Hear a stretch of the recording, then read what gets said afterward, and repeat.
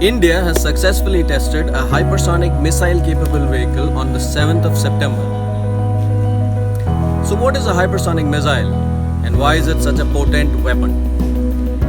How is it going to augment India's defense capabilities vis-a-vis Pakistan and China? Are there any spin-off benefits of this technology? How can we counter a hypersonic missile strike? We will find answers to all these questions on this show today. I am Rajesh Kutti and you have just started watching Bite the Bullet.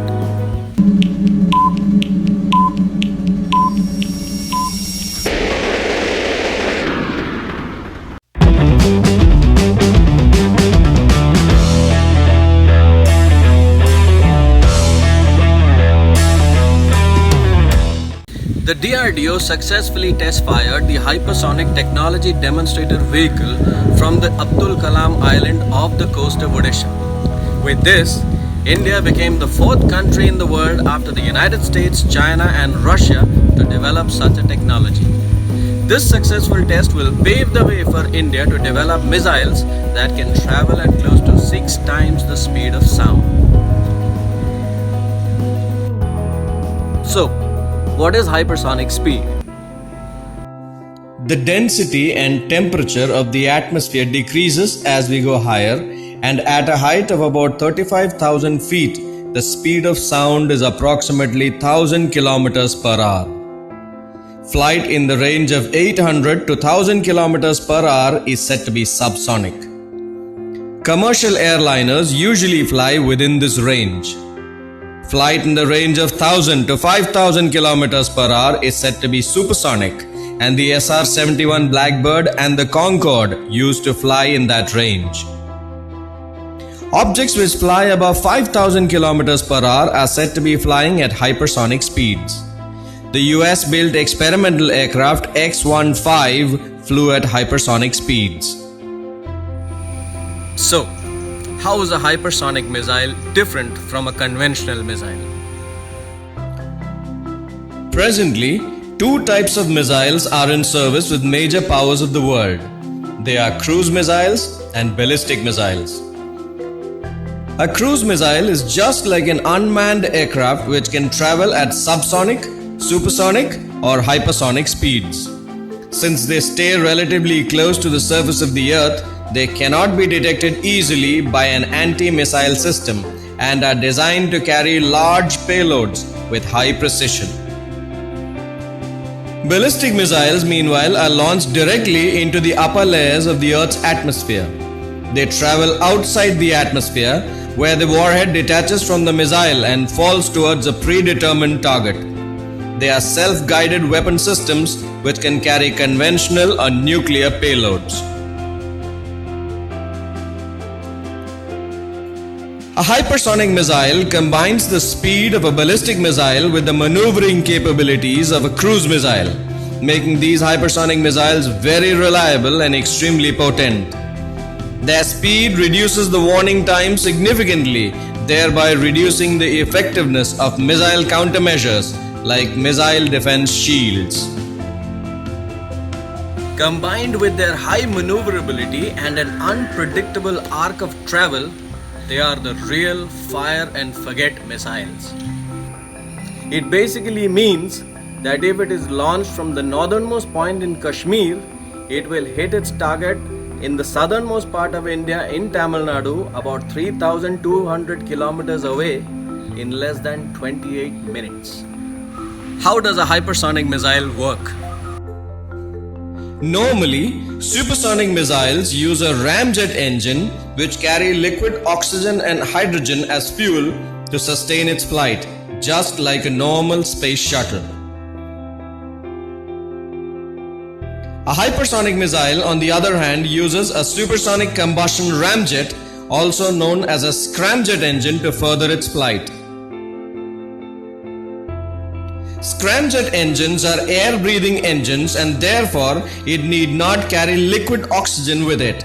Air is forced in through the scramjet inlet and compressed before it is mixed with hydrogen fuel, which then ignites and is directed out of the nozzle from the back at hypersonic speeds. It collects oxygen from the atmosphere as it travels resulting in at least 70% reduction in weight. To produce the same thrust, the scramjet engine requires less than 1/7 of the fuel that a rocket engine needs. This in turn increases the speed and range of the scramjet engine. Another advantage of the scramjet engine vehicle is that they have a greater maneuverability because they rely on aerodynamic forces rather than on rocket thrust, which results in higher safety as flights can be aborted with the vehicle gliding back to the earth. So, how is this hypersonic missile going to augment India's defense capabilities vis-a-vis Pakistan and China? Pakistan's missile program, built with Chinese assistance, include mobile short and medium range weapons that can reach any part of India. The Shaheen ballistic missile, inducted in November 2014, reportedly has a range of about 2,500 kilometers. The Chinese, on the other hand, have more than 16 types of operational missiles, ranging from 220 kilometer range cruise missiles to 15,000 kilometer range intercontinental ballistic missiles. The JL and the Dongfeng series of missiles pose a grave threat to the Indian mainland and also to the freedom of navigation in the Straits of Malacca, the South China Sea, and now the Indian Ocean. The newest Chinese missile, the Xingkong 2, also known as the Wave Rider, is a hypersonic cruise missile which the Chinese claim can break through any current generation anti-missile defense system. India has 9 types of operational missiles like the Agni 3 with a range of 3,000 kilometers and the Agni 5 with a declared range of 5,800 kilometers. Agni 5 can hit any target in China, including Beijing, from bases in central and southern India, far away from the Chinese mainland. But because these missiles arc along a predictable ballistic path like a bullet, they lack the element of surprise. These new hypersonic missiles maneuver aerodynamically, which enable them to dodge the enemy's defenses and keep them guessing about the target. It will also bring a larger part of the world within striking distance of an Indian missile, thereby ensuring that our safety, sovereignty, and independence are never threatened. From an Indian point of view, what could be the possible spin-offs of the development of a hypersonic missile? New discoveries in metallurgy and electrical systems are expected to be made in the future for the scramjet engine, and these technologies will ultimately filter down for commercial usage, which will make all our lives much better. To launch satellites into high Earth orbit, conventional rocket engines need liquid oxygen and hydrogen as fuel, which is ignited to produce the required thrust.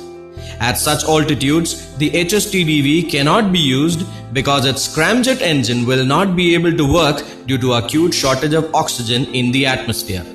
But with this new technology, we will be able to launch small satellites regularly into low Earth orbit at a very low cost.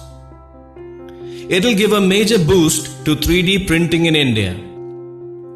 3D printing is a computer-controlled additive manufacturing technique in which a digital model is turned into a 3-dimensional object by adding layers and layers of thin slices of horizontal materials. 3D printed components were first used by SpaceX in 2014 on a Falcon 9 rocket. Overcoming intense heat both inside the engines and on the missile skin is an integral part of hypersonic flight. Hence, in-house development of resilient superalloys, ultra-high temperature ceramics, and novel coolants may be the game-changing spin-offs for our indigenous industries. To counter a hypersonic missile strike, we will need to sort through large amounts of technical data within seconds. Since the time available to do this will only be a couple of seconds, the human element in the chain will have to be removed completely, and artificial intelligence will need to take its place. So development of this hypersonic missile technology will bring a quantum leap in the development of artificial intelligence in India.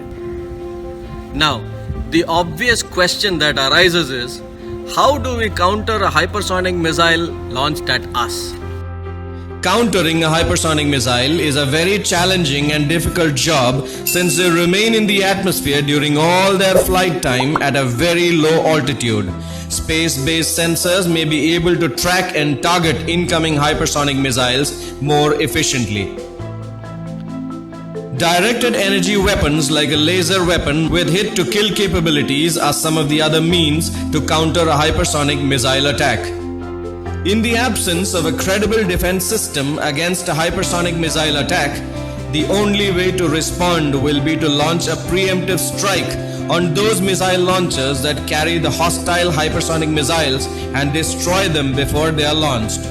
To do this, we need a fast, reliable, and a credible offensive strike capability like the United States conventional prompt global strike capability, which can reach any target in the world in less than 60 minutes. Does India have such a capability? Not yet. The anti-satellite missile launch on 27th of March 2019, dubbed as Mission Shakti, knocked out one of our own satellites 300 kilometers in space in a flight that lasted for just over half a minute. And now, with the successful test flight of the hypersonic technology demonstrator, it can be safely inferred that a conventional prompt Indian global strike capability is not very far away.